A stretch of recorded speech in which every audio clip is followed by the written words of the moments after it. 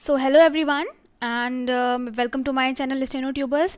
और आज हम बात करने वाले हैं कुछ बहुत ही ज़्यादा इम्पॉर्टेंट पॉइंट्स की जो आपको पता होनी चाहिए एसएससी स्टेनोग्राफर 2020 का एप्लीकेशन फॉर्म भरने से पहले। और अगर आपने ये फॉर्म फिल कर दिया है और अगर आपने कुछ गलती करी है तो प्लीज़ ये वीडियो एक बार देख लीजिए, हो सकता है आपको अपनी गलती सुधारने का कोई चांस मिल जाए।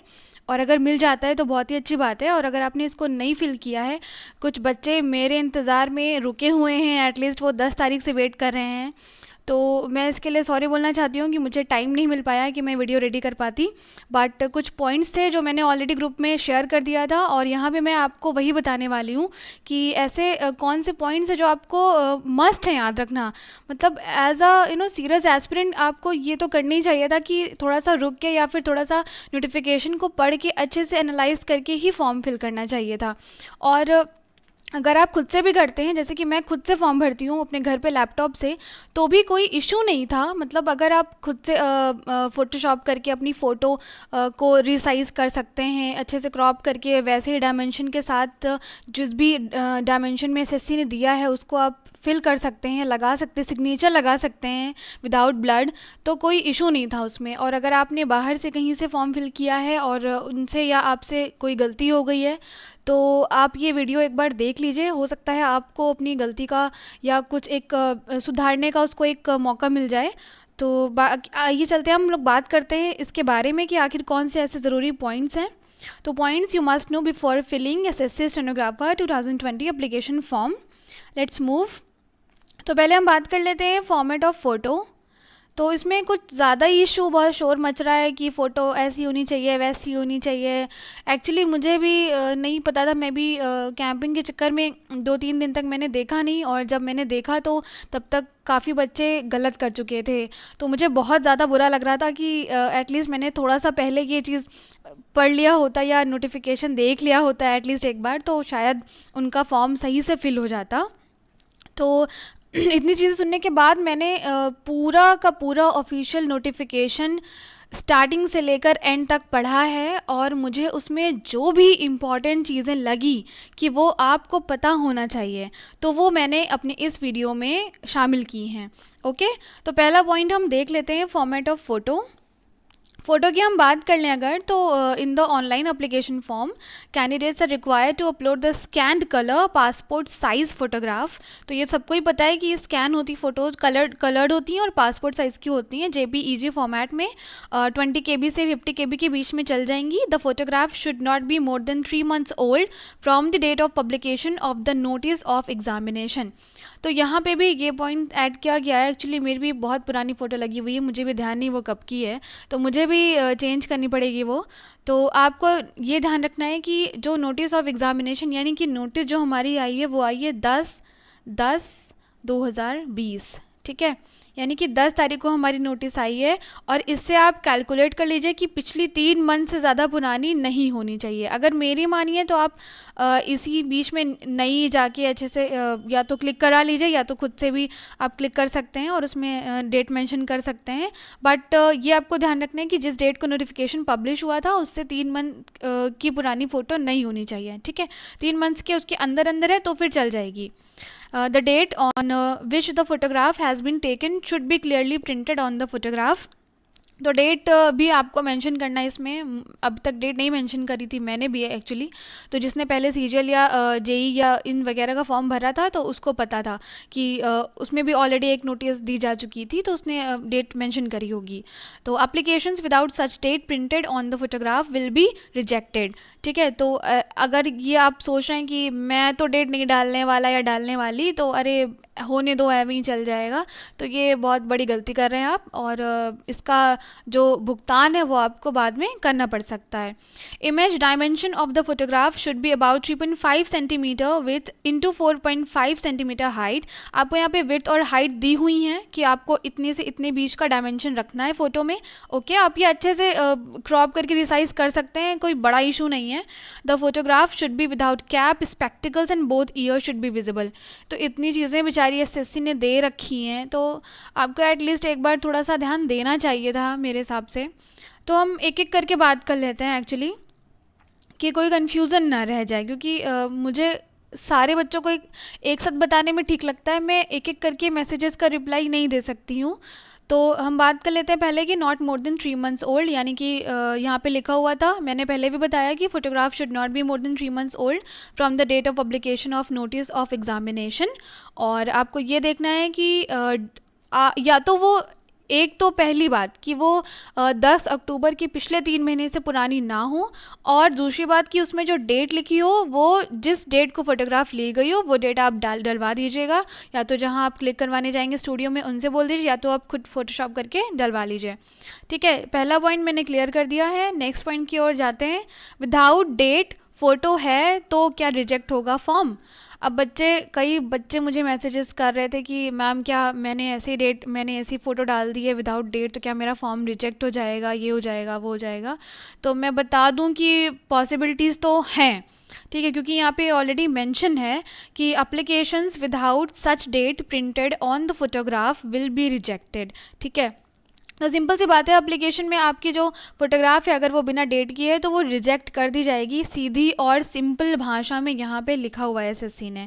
ठीक है, अगर चांसेस तो पूरे पूरे ही हैं, 100% मान लीजिए, अगर बाद में एसएससी ने क्योंकि इतनी ज़्यादा अमाउंट में बच्चे ईमेल या जो भी कॉल कर रहे हैं एसएससी पे, हो सकता है उसको थोड़ी सी दया आ जाए और वो मॉडिफिकेशन के लिए एक बार फिर से एडिट के लिए अपने द्वार खोल दे। ठीक है, तो ये हो गया सेकंड पॉइंट हमारा। हम बात कर लेते हैं थर्ड पॉइंट की। इसमें बहुत कन्फ्यूज़न थी, मतलब हद है, मतलब कैसे आप लोग, कुछ बच्चे कैसे हैं कि जब मैंने बोला स्पेक्स तो वो बोल रहे हैं कि जो स्पेक्स हम लगाते हैं पावर वाले वो भी, मतलब स्पेक्स मीन स्पेक्स, भाई कुछ तो समझो। Without cap, स्पेक्ट्स any kind and clearly visible. तो मैंने यहाँ पे इसीलिए मेंशन किया था कि the photograph should be without cap, यानी कि ये नहीं कि आप कैप लगा के या स्पेक्टिकल्स, जो भी स्पेक्टिकल्स हों, स्पेक्टिकल्स मीन्स स्पेक्ट्स होते हैं किसी भी तरह के स्पेक्ट्स, okay. And both years should be visible, यानी कि ईयर्स का स्पेशल मेंशन है, बट आपकी पूरी जो फोटो है वो अच्छे से विजिबल होनी चाहिए, ब्लड तो बिल्कुल भी नहीं होनी चाहिए। और बैकग्राउंड की अगर हम बात कर लेते हैं तो बैकग्राउंड का कुछ मेंशन नहीं है, बट आप अगर वाइट रखते हैं तो it's okay, it will be fine, okay. तो आप बैकग्राउंड वाइट रख सकते हैं। और फॉर्मेट के बारे में, डेट के बारे में हम बात कर रहे थे, तो आप ये फॉर्मेट भी रख सकते हैं डेट का, ये भी रख सकते हैं, और कई ने तो ये भी रखा है। ठीक है, तो डेट होती है। अब डेट के फॉर्मेट के बारे में तो इन्होंने कुछ मेंशन नहीं किया है, तो अगर आगे चल के आपकी एप्लीकेशन रिजेक्ट होती है इस तरह ही किसी भी वे में, तो आप उन पर सीधा कोर्ट केस फाइल कर सकते हैं, ओके, नो इशू। तो आप डेट के बारे में चिंता मत कीजिए, बट डेट होनी ज़रूर चाहिए, ओके। और अब बात कर लेते हैं हम नेक्स्ट इंपॉर्टेंट पॉइंट्स की। ये मुझे कुछ इंपॉर्टेंट लगा कि मुझे लगा कि हो सकता है आपकी हेल्प कर सके। Can you fill 2 application form? कुछ बच्चे मुझसे बोल रहे थे कि एक अप्लीकेशन फॉर्म तो हमने फिल कर दिया है, अगर दूसरा फिल करें, लाइक अगर हम बोर्ड का रोल नंबर उसके आगे 0 लगा दें या कुछ ऐसा कर दें, मतलब मोबाइल नंबर और ईमेल आईडी तो चेंज हो ही सकती है, इसमें कोई इशू की बात नहीं है, नया रजिस्ट्रेशन आप कर सकते हैं। बट मैं इसके बारे में श्योर नहीं थी कि जो रोल नंबर्स हैं, क्योंकि वो तो सेम ही होंगे ना हमारे 10th और 12th के, तो इसके बारे में मैं श्योर नहीं हूँ। अगर आप किसी से कंफर्म कर सकते हैं तो कर लीजिए कि आगे उसमें रोल नंबर के 0 लगा के वो फिर से रीफ़िल हो पाएगा कि नहीं, क्योंकि मैंने कभी ट्राई नहीं किया ये चीज़ें। लेकिन इसमें जो मेंशन है वो मैं आपको बता देती हूँ। Only 1 online application is allowed to be submitted by a candidate for the examination, यानी कि सिर्फ एक ऑनलाइन एप्लीकेशन सबमिट की जा सकती है किसी भी एक कैंडिडेट के द्वारा। Therefore, the candidates are advised to exercise due diligence at the time of filling their online application forms. इसीलिए कैंडिडेट्स को ये सलाह दी जाती है कि वो फॉर्म भरते वक्त पूरे ध्यान से फॉर्म भरें। अब in case more than 1 applications of a candidate are detected, अगर किसी भी केस में, ठीक है, यहाँ पे नोट करिएगा, किसी भी केस में अगर मोर देन 1 applications, अगर एक एप्लीकेशन से ज़्यादा किसी भी कैंडिडेट की डिटेक्ट करती है SSC, all the applications will be rejected by the commission. जितनी भी एप्लीकेशन फिल करी गई होंगी वो सब रिजेक्ट कर दी जाएंगी कमीशन के द्वारा, and her candidature for the examination will be cancelled, और उसका जो कैंडिडेचर है वो एग्जामिनेशन के लिए कैंसिल कर दिया जाएगा।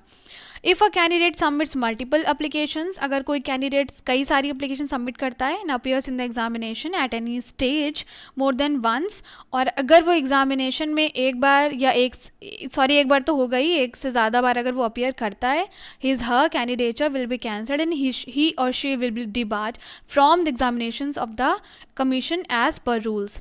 तो यहाँ पे तो ये है कि अगर आप वो होते हैं जो घोटाले करते हैं, जो एक दो बार देते हैं, पता नहीं इसमें होता कि नहीं एग्ज़ाम, तो इसमें तो ये मेंशन है मेरे हिसाब से। देखिए, अगर कोई बच्चा जानबूझ के 2 भर रहा है या 3 भर रहा है और वो 2 बार पेपर देने जा रहा है, तो उसमें थोड़ा सा लॉस हो सकता है कि मतलब अगर आप पकड़े गए तो आप पक्का आपको रिजेक्ट लिस्ट में डाल दिया जाएगा कमीशन के द्वारा। बट अगर आप अपने ऊपर यानी कि खुद के साथ अगर कुछ करना चाहते हैं, मतलब आप खुद के उस पर चलना चाहते हैं और 2 एप्लीकेशन भरना चाहते हैं, मतलब आप ये ट्राई करना चाहते हैं, तो आप प्लीज़ अपने ही ऊपर लेके करिएगा, क्योंकि मैं इसकी एडवाइस नहीं देती हूँ। और अगर आप ये करना चाहते हैं तो आप मल्टीपल एप्लीकेशन, अगर आपकी एक गलत हो गई है तो आप दूसरी अगर फिल करना चाह रहे हैं तो करिए, लेकिन इसके ज़िम्मेदार सिर्फ़ और सिर्फ आप होंगे अगर आगे चल के कुछ भी होता है तो। ठीक है, तो ये बात अपने दिमाग में रखिएगा ज़रूर। और मॉडिफिकेशन और एडिट की बात हम कर लेते हैं। Before submission of the online application को सबमिट करने से पहले, यार वो फॉर्म जब आप भरते हैं तो वो कई बार पूछता है कि शुड आई कन्फर्म, मतलब कन्फर्म कई बार करता है, तो आप खुद ओके ओके ओके करते हैं। Candidates must check that they have filled correct details in each field of the form. मेरे हिसाब से जब मैं कोई फॉर्म फिल करती हूँ तो सॉरी, मैं एक एक डिटेल बहुत ध्यान से और बहुत ही केयर के साथ फिल करती हूँ, क्योंकि गलती होने पर इतना झंझट होता है। मतलब मैंने कहीं पढ़ा था कि एक बच्चे की जो राइटिंग थी वो मैच नहीं हो रही थी, तो उससे बड़ा बड़ा पता नहीं कितना सा पैराग्राफ लिखवाया। तो कोशिश ये करिएगा कि जो भी आप फॉर्म फिल करते हैं तो पूरा सही सही फिल करिए। After submission of the online application form, no change, correction, modification, यहाँ पे स्पेशली मैंशनड है। After submission of online application form, जब आप ऑनलाइन एप्लीकेशन फॉर्म सबमिट कर देते हैं, नो चेंज या करेक्शन या फिर modification will be allowed under any circumstances. ठीक है, तो कोई मॉडिफिकेशन, कोई करेक्शन, कोई चेंज नहीं हो पाएगा। Request received in this regard in any form like post या फैक्स या email by hand etc etcetera shall not be entertained. यानी कि अगर आप इसके बारे में रिक्वेस्ट भी करते हैं, यानी कि एसएससी को पोस्ट के थ्रू, फैक्स के थ्रू, ईमेल के थ्रू या बाय हैंड या कैसे भी, बट वो एंटरटेन नहीं की जाएगी, वो एक्सेप्ट नहीं की जाएगी। तो यहाँ पे क्लियरली मेंशन है, तो मेरे हिसाब से इतना डाउट क्यों है फिर बच्चों में। ठीक है, तो आपको ये सोचना है। और फॉर्म रिजेक्शन के बारे में तो ये सिंपल सी चीज़ है, applications with illegible blurred photograph signature will be rejected. और अगर आपकी सिग्नेचर पढ़ने में नहीं आ रही है या आपकी फ़ोटोग्राफ जो ब्लर्ड है, नहीं साफ साफ नहीं आ रही है, ठीक है, या ऐसा कुछ है, तो वो फॉर्म रिजेक्ट हो जाएगा श्योरली। ठीक है, नेक्स्ट हम बात कर लेते हैं request for change in form. Request के बारे में भी यहाँ पे एक चीज़ मेंशन थी, रिक्वेस्ट फॉर चेंज या correction in any particulars in the application form once submitted will not be entertained under any circumstances. ठीक है, तो जो रिक्वेस्ट है चेंज या करेक्शन के लिए, ठीक है, एक बारी वो एप्लीकेशन फॉर्म में सब हो गया, मतलब एडिट करने का वो मौका देते हैं, ऐसा नहीं देते हैं, बट अगर वो सबमिट हो गया एक बार में तो उसके बाद इसका कुछ नहीं किया जा सकता। ठीक है, नेक्स्ट ये मुझे कुछ इंपॉर्टेंट चीज़ मिली थी, मैंने सोचा डिस्कस कर लेती हूँ। रजिस्ट्रेशन प्रोसेस इनकम्प्लीट, इसके यहाँ पे एक पॉइंट मेंशन था कि after submission of basic information, जो हम बेसिक यानी कि रजिस्ट्रेशन में जो हम फिल करते हैं, if the registration process is not completed with in 14 days your data will be deleted from the system. तो जितना मैं समझ पाई हूँ, मुझे ये लगता है कि वो बच्चे जो पहली बार शायद जिनका रजिस्ट्रेशन हो रहा है, क्योंकि हमारा जो लोग ऑलरेडी फॉर्म फिल कर चुके हैं 1 या 2 बार, तो उनका तो ऑलरेडी रजिस्ट्रेशन है। ठीक है, तो जो न्यू रजिस्ट्रेशन कर रहे हैं शायद उनके लिए है कि अगर आप जो बेसिक इन्फॉर्मेशन सबमिट करने के बाद अगर आप 14 दिन तक रजिस्ट्रेशन प्रोसेस को पूरा नहीं करते हैं, ठीक है, यानी कि उसमें जो वही Aadhaar name and mother's name, father's name and जो भी रहता है, अगर वो नहीं होता है तो आपका जो डेटा है वो सिस्टम से डिलीट हो जाएगा और आपको फिर से री रजिस्ट्रेशन करना पड़ेगा। समझ रहे हैं आप? After completion of registration process, जब आप रजिस्ट्रेशन प्रोसेस को कंप्लीट कर लेंगे, basic details can be changed only twice. ये बहुत इंपॉर्टेंट पॉइंट मुझे लगा कि कई बच्चे होते हैं सोचते हैं कि अभी डाल देते हैं, फिल कर देते हैं, उसके बाद में फिर सही कर लेंगे, बट इसमें जो बेसिक डिटेल्स है वो आप सिर्फ 2 बार भर सकते हैं, ठीक है। Therefore be extremely cautious while making one time registration. ये वन टाइम रजिस्ट्रेशन के लिए है, बट मैं श्योर नहीं हूँ कि जो जिन बच्चों का ऑलरेडी रजिस्ट्रेशन हो चुका है तो क्या वो भी बेसिक डिटेल्स 2 बार ही भर सकते हैं, क्योंकि ऑलरेडी वो मॉडिफिकेशन में एडिट का ऑप्शन रहता है। तो मैंने ये चीज़ अभी ट्राई नहीं की, तो मैं इसके बारे में कंफर्म नहीं हूँ, ठीक है। आप प्लीज़ श्योर कर सकते हैं तो आप कंफर्म कर लीजिएगा किसी से। और अब मैं बात कर लेती हूँ थोड़ा सा वंश वाधवानी सर का जो चैनल है यूट्यूब पर। मैंने ये चीज़ देखी थी तो मुझे लगा आपके साथ शेयर कर दूँ। इन्होंने सर ने एक ईमेल भेजा है एसएससी को कि to allow the applicants to modify the application forms you should also send similar mails to make an impact. कई सारे बच्चे हैं जिनका फॉर्म गलत हो चुका है, ऑलरेडी फ़ोटोज़ गलत हो चुकी हैं, उन्होंने कुछ ऐसी गलतियां की हैं, ठीक है, लेकिन उनका फॉर्म तो सबमिट हो गया है। तो बच्चे क्या कर रहे हैं, थोड़ा सा अपनी तरफ से वो मेल कर रहे हैं एसएससी को और थोड़ा रिक्वेस्ट कर रहे हैं। और अगर कई सारे बच्चे रिक्वेस्ट कर रहे हैं तो हो सकता है एसएससी इस बारे में सोचे और इस बारे में कोई एक्शन ले। अगर लेती है मॉडिफिकेशन करने का या एडिट करने का तो बहुत ही अच्छी बात हो जाएगी, क्योंकि कई सारे बच्चों का ये लास्ट चांस हो सकता है। कई सारे बच्चे बहुत ज़्यादा परेशान हैं इस चीज़ की वजह से। तो सर ने यहाँ पे regarding modification of image in application form of SSC stenographers grade C and D 2020 examination, यहाँ पे सर ने एक मेल किया है एसएससी को, तो ये आप पूरा पढ़ लीजिएगा। और अगर आप सेम कॉपी करना चाहते हैं मेल तो आप कर सकते हैं, नो प्रॉब्लम। इन्होंने बिल्कुल ठीक लिखा है, मैं पूरा पढ़ के नहीं बता रही। ये फ़ोटोग्राफ के बारे में इशू है जो वही सब, तो आप अगर इसको आप प्लीज़ आपका भी अगर रॉन्ग हो गया है तो आप एक मेल कर दीजिए एसएससी को, उसमें कोई घाटा नहीं है, ठीक है। और इतनी चीज़ें थी जो मुझे लगा कि मुझे बतानी चाहिए। और मैं अभी फॉर्म जो फिल हो रहा है वो कैसे हो रहा है ये मैं नहीं बता सकती, क्योंकि मैंने खुद अभी फिल नहीं किया है। और कोशिश करूँगी कि 1-2 दिन में आपके लिए वो भी वीडियो अवेलेबल करा सकूँ तब तक के लिए। लेकिन आप अगर फिल करना चाहते हैं अगर आज या कल में या जो भी, तो आप प्लीज़ इस वीडियो को देख के आप इतना जान सकते हैं कि मैंने एक भी इम्पॉर्टेंट पॉइंट इसमें से मिस नहीं किया है जो आपको एप्लीकेशन फॉर्म फिल करते वक्त ध्यान रखना है, ठीक है। तो thanks for watching steno tubers, और सब्सक्राइब करिए और शेयर करते रहिए, पढ़ते रहिए प्लीज़, ठीक है। So thank you for watching, bye bye.